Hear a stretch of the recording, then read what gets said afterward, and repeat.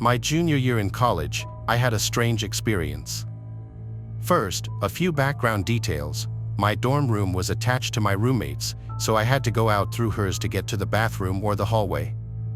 She was a light sleeper, but I wasn't the type to be out late, so it didn't matter. I had 2 normal operations in my life at that time and discovered that while under anesthesia, I would wake up briefly toward the end before I was supposed to. If I got a mosquito bite, I had to deal with it for at least a month. I'm not a fast healer. One night, I had the most vivid dream of my life. I woke up briefly somewhere else and then went right back to sleep. In this dream, I looked left, I looked right, and then I passed back out, just like if I was in surgery. I was on a hospital gurney, slightly inclined, facing the wall. There was ambient noise behind me, and the echo suggested it was a very large room. There was nothing sinister about the noises. On either side of me was a row of empty hospital gurneys. At my feet, just to my right, 2 people were having a conversation sitting on a bench against the wall. One was a person in a dark suit, the other, I don't know what it was. It was small, and I saw its hands, which appeared to have darker, grayish skin. They were speaking together, so animated and excited, like 2 old friends who hadn't seen each other in years, and they didn't notice me wake up. I didn't recognize the dialogue. Though I don't speak German, Mandarin, Russian, etc., I can recognize them when I hear them. This language was wholly unrecognizable, yet the person in the suit was fluent. I went back to sleep. In the morning, I said to myself that that was a messed up dream and went to the shower. As I passed my roommate, who was still in bed, she asked, "Where did you go last night?" I thought that was odd. After my shower, I started to put my makeup on and noticed something on my face. I leaned closer and could not believe what I saw, 2 perfectly parallel lines, impossibly thin and impossibly perfect. There was some clear hard gel on the top, and that's what I felt. There was no blood. My own hair was thicker than the width of the cuts, yet I could see down into my skin a little. This was 1996. I had never seen anything like this. These days, I would say it was a laser cut topped with liquid Band-Aid, but neither of those things seemed prevalent in those days. I said, "Okay, there's an explanation." I slept on a staple or a paper clip. I do homework in my bed all the time. I went and scoured my pillow for anything sharp and found nothing. So, I got my sewing needle, a staple from some homework, and a paper clip. I dunked them in hydrogen peroxide and made cuts on my face similar to what was there. Immediately, blood welled up, and the skin was jagged from all 3 objects, and the width of all cuts was thicker than the laser cuts. I determined that nothing in my room could have made the cuts. I didn't have an X-Acto knife, but I knew the blood would well up the same way if I did. I skipped my first class as I tried to figure out what to do. I kept obsessively feeling my face all day, in awe of the perfection of what was there and how it could have come to be. There were only 2 people on campus rich enough to have a digital camera, which meant I would have to borrow a friend's 35mm because I didn't have my own. That meant I would have to explain myself to my friend and possibly the photo shop when the pictures came back. Who would I even give the photos to? Who would I even contact, and what would I tell them? In those days, if you even said the word alien, you were a pariah. After hours of mental debates sitting on the edge of my bed, I gave up thinking about it and finished my classes for the day. I sat on the edge of my bed into the night, debating, unsure of what to do. In the wee hours of the morning, I woke up. The cuts were gone, completely healed, no trace of even a scar. I was disturbed for a few days, but then I eventually forgot about it. A few years after graduating, I decided I was going to have some dental work done and went to 2 different offices to get quotes. They both took a full facial X-ray. I had long since forgotten my crazy dream and the cuts until I sat down across from the first X-ray technician and pointed to a strange thing showing up above my teeth. I asked if I was looking at a mirror image because it was on the same side as my cuts had been rather than the opposite side. No, I was told, the X-ray was actual, not a mirror image, so the right side of the image corresponded with the right side of my face. I pointed to the almost square image above my teeth and asked what that was. "It's just an X-ray anomaly," he said. He didn't seem bothered by it. I figured that meant there was some damage or irregularity with the X-ray plates and let it go. Then I went to the second dentist, an orthodontist, and had another X-ray done. You guessed it, the square was there in the exact same place. This time, I didn't even try to make polite small talk or beat around the bush. I pointed to the square and said, "What is that?" This time, the tech looked at me funny and said, "It's an X-ray anomaly," and she leaned closer and whispered, "We see them all the time," in a way that gave me goosebumps. This was in Spokane, Washington. I didn't know what else to say, so I said nothing. Could it be that whatever negatives or plates or whatever they used for an X-ray were damaged in exactly the same spots and exactly the same shape? Maybe, I guess. I don't know much about X-rays. But after that, I reflected on my situation. I don't feel freaked out, but I think there might be something in my face put there by somebody else. Here's what I know: we do this all the time to other species. We chase them in helicopters, shoot at them with tranquilizer darts, take rectal temperatures, take blood samples, stamp radio tags in their ears with no regard to if it hurts or the trauma of the event, or if their furry buddies will ostracize them later because they have something funky on their ear. In my situation, I was clearly well cared for, if it really happened at all. Someone was there as some kind of representative on my behalf. I was handled in such a way that if I didn't have a weird metabolism, I wouldn't have known what even happened. I never once felt pain. My cut healed instantly. If this is some kind of research-driven radio tag for the purposes of data collection or preservation of habitat or species, like we would do, they did it with far more regard for me than we have for other species on our own planet. I don't know what might happen if I get another X-ray 20 years later. I have tried to look when I go through airport security if anything shows up on the image we see in the booth, but I don't see anything. Surprisingly, I'm okay with this. I think it might just be science and nothing nefarious or evil. I wish my consent to be asked first, but I suppose it's hard to ask for consent when you're not even supposed to exist.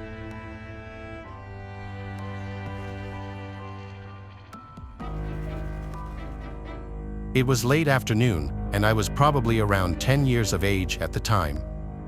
I was on my way home from my school football when I realized an odd man was walking along my street. At first, I stopped walking and examined the man for a moment. There was something about him that just did not sit right with me: the way he moved, the way he looked, the way he was looking at things in such definitive detail. I could not really put my finger on it. All I knew was that his presence made me feel extremely uncomfortable. I went and sat behind a car so he could not see me, and I waited for a few moments as he walked into somebody's driveway out of view. I ran back to my house, which was only a few doors down. It did not take me too long to reach my driveway. However, when I stepped onto my driveway, I felt like I was being watched. I did not look back. I rushed into my house to tell my mom and grandparents what I had just seen. Of course, they just brushed it off and made an excuse for it to not be some kind of alien man. I could not be bothered to stand around and try to convince them, so I went up to my room and stared. I stared out the window for a while, and then there they were. My window looks out into the driveway, so I could see him clearly. He was tall, maybe 6'5" or so, and extremely skinny. His neck was abnormally long, and his shoulders were narrow. He wore a white sports jersey and a pair of baggy jeans. The top of his head was large and veiny. Overall, he was a weird-looking person. I bolted downstairs with the most intense adrenaline rush I had ever had to tell my family. Out of breath, I stuttered out my words, and they walked out into the living room to take a look for themselves. My mom's face turned pale as she stared into the eyes of the person who was now stood up right against the living room window, so close, in fact, that you could see the condensation from his breath on the glass. He gently pulled up a notebook from his pocket and started writing. As this happened, everything was quiet, and everybody was frozen in place. It was the eeriest atmosphere I have ever experienced. A few seconds passed, and he finished taking his notes. He strolled back to the driveway. Still pale, my mom turned to me with an expression of terror and complexion. The only thing we knew to do from here was to contact the police, which we did. However, they looked for this man all over the neighborhood and could not find him anywhere. Overall, this experience has probably been one of the most bizarre and terrifying I have ever had. I am hoping someone can help me figure out what happened here. I'm hoping somebody can tell me who or what this thing was. I've read a lot of things online, and this sounds a lot like abductions I've heard in the past. Luckily, I didn't get abducted, but what do you guys think?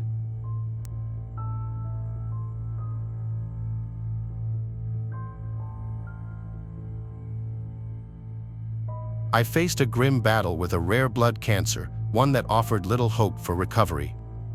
With the harsh reality of my condition looming over me, I made the tough call to forego treatment, accepting the uncertain road ahead with a heavy heart. In the weeks leading up to Christmas of the year in question, our secluded farm on New Zealand's South Island bore witness to a peculiar phenomenon. Strange lights danced across the evening skies, their erratic movements defying explanation. At first, we mistook them for PLS, but their sudden shifts and unpredictable patterns hinted at something more enigmatic. Our farm, nestled in solitude and isolation, seemed a world unto itself, far removed from the chaos of urban life. The sightings of these mysterious lights became our own private intrigue. We refrained from discussing it with anyone. One night, a week before Christmas, as we sat down for dinner, I noticed through the window a light descending on the paddock next to the house. When it touched the ground, I could see it was a disc-shaped craft. Instinct kicked in, and I reached for my trusted hunting rifle, hands quivering with a blend of fear and determination. But before I could even grasp it, they emerged creatures straight out of a nightmare, their insect-like forms contorting in the dim light of our home. There they were, right inside our lounge. No idea how they so suddenly entered. It's like they just materialized. Their presence suffocated the air. It felt like the gaze of these four beings pierced one's very person. We were in a state of hyper-shock. Mary stood behind me, arms protectively enveloping our daughter. Mary recalls our innocent Leah seemed wondrously amused by the creatures, while Mary and I were in a state of pure anxiety and dread. We stood frozen, trapped by an invisible grip, unable to break free from the fear that held us in place. Despite my efforts, my limbs refused to obey, rendering my weapon useless against the encroaching darkness. I don't think any words can describe what was going through my mind at that time. While you are reading or listening to this, imagine for a while being in such a bizarre and threatening situation. While doubting my eyesight at that moment, in fact, doubting my very sanity, I simultaneously am confronted with protecting my wife and child against creatures that can simply materialize or dematerialize as they please. All of this while they control my body, rendering me absolutely incapable of my duty as protector of my young family. The entire thing is simply too ghastly to describe. That experience left a lasting mark on me. As swiftly as they had appeared, they vanished, leaving us trembling in the wake of their inexplicable visitation. This eerie experience was a chilling reminder of our vulnerability in the vast expanse of the unknown. As Christmas Eve enveloped us, the air buzzed with the anticipation of the cherished family gathering in festive mart. The following day, our joint families were driving all the way to spend Christmas Day at our place, stay over the night, and drive back on Boxing Day. Despite the shadow cast by my illness, we had painstakingly prepared for the occasion, fueled by the promise of love and laughter that awaited us.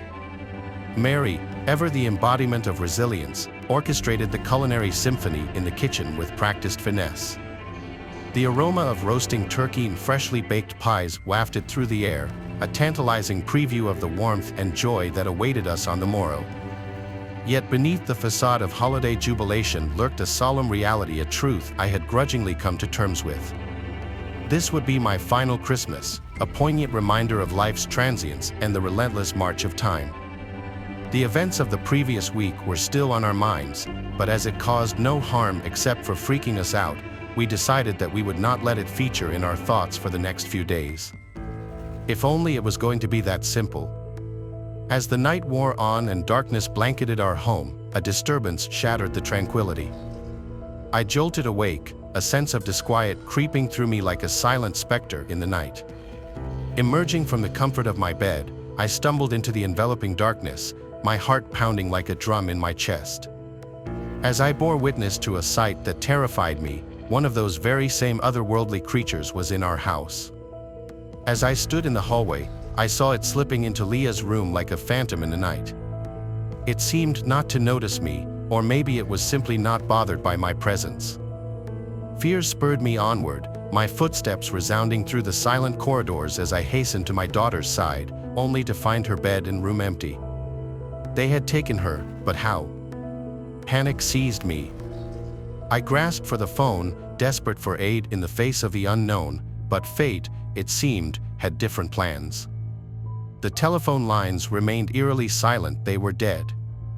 The familiar hum was replaced by a chilling stillness beside me. Mary stood, her features etched with a blend of fear and disbelief. We found ourselves adrift in a sea of uncertainty, our world unraveling with each passing moment. Suddenly, there was a flash of light. I thought it was the craft outside taking off, whisking our daughter away, only the Lord knows where to. And then, as if beckoned by some unseen force, a wave of dizziness swept over us. The next moment, I felt sick. I remember Mary saying her head was spinning. Strangely, we both fell unconscious right there by the phone, both of us at the same time. If it was not so strange, I would have said our collapse was brought on by sheer shock, but I firmly believe it was something else.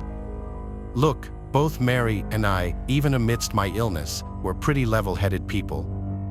We were not the type to simply faint. The morning broke with the events of the night before veiled in a haze of uncertainty.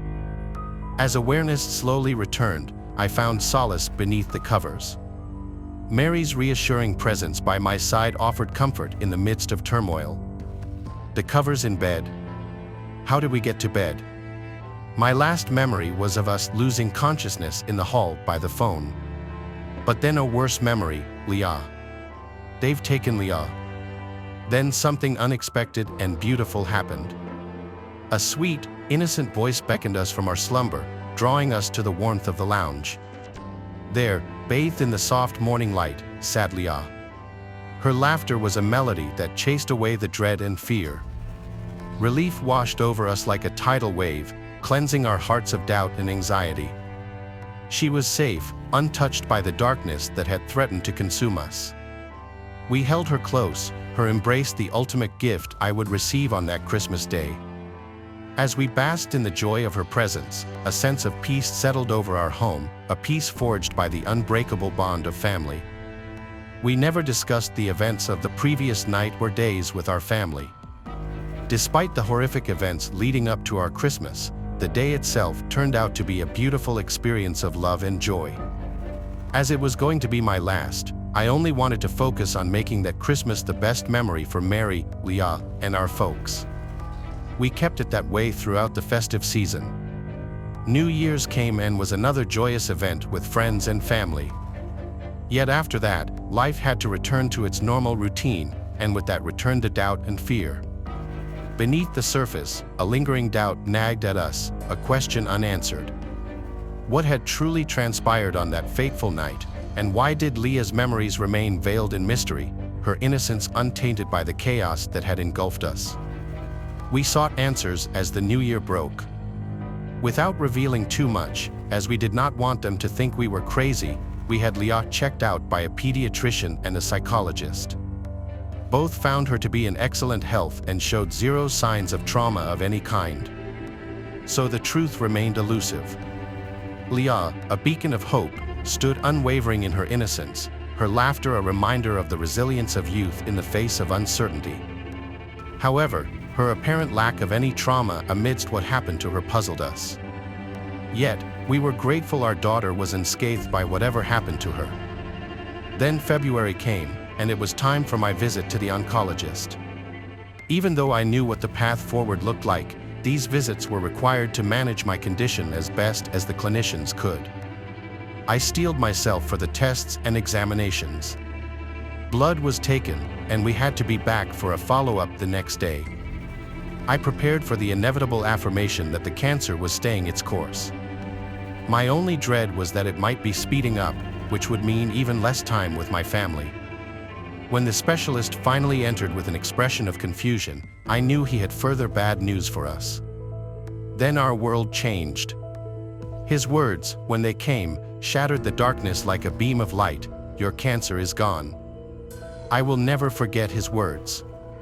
I remember him saying something like, "You are extraordinarily lucky. This type of cancer simply does not disappear by itself. Besides, severe cases like yours have never been successfully treated. Yet, here you are, clean, without any treatment." More tests were done, but they all confirmed the same. It was a miracle, pure and simple, a reprieve from the brink of death that defied all reason. Jubilation surged through me as we made our way home, hope and gratitude intertwining in a dance of newfound life. Yet with all that I had to celebrate, something was unresolved. At the edges of my consciousness, something was awakening, an unwelcome guest in the midst of celebration. And then, like a storm on the horizon, the nightmares descended, a relentless onslaught of visions and memories, each more nightmarish than the last. Strange lights and alien faces haunted my dreams, their presence a specter that loomed over me in the dead of night. With each passing day, the memories grew more vivid, more visceral, until the terror etched into my being. I relived the ordeal in agonizing detail, the chill of extraterrestrial surgical instruments, the pain of probing, incisions, grotesque needles, and more, all inflicted by beings that seemed devoid of empathy or remorse. Amidst the darkness, a paradox emerged. It was bittersweet, for within their cruelty, the insectoid creatures bestowed upon me a gift beyond measure, a second chance at life, burned through pain, sheer dread, and horror. The ordeal is too harrowing to recount in further detail. I cannot fathom why the creatures subjected me to such torment. Lily, now married with 3 beautiful children, remains as joyful and vibrant as ever. Untouched by the events that transpired all those years ago, despite undergoing regression hypnosis at our urging, she recalls nothing of significance. Curiously, it appears she was never abducted. Sarah and I seem to have manufactured memories of searching for her at home. Sarah never developed any nightmares or memories even remotely like mine. After all our anxieties about the apparent abduction of Lily, it seems that I was the only one who got taken. The motives behind the creatures' actions remain shrouded in mystery. Nevertheless, their intervention led to my survival. Faced with the choice between enduring these haunting memories and succumbing to cancer, is there truly a choice? Thousands of beautiful memories created by a long and fulfilling family life have made the horror of the abduction 100% worth it.